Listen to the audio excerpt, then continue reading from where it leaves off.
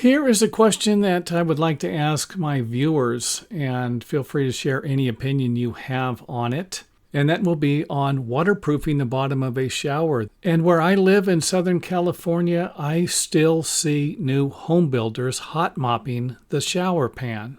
However, I read a report that suggested that it's only happening in Southern California. So feel free to take a look at some of these numbers here and let us know if they make sense or what materials they're using in your city, state, country, province, or area, along with the durability, how long they're lasting, and if they're easy to apply. Do they need any special tools or additional skills required? And are the materials accessible, easy to get in your area? Let us know in the comment area.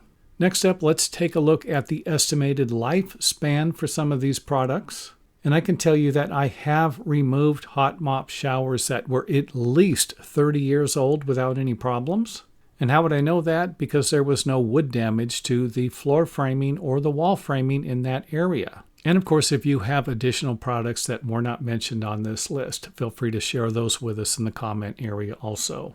And thanks for watching. If you enjoyed the video, let us know by hitting the thumbs up button or letting us know in the comment area.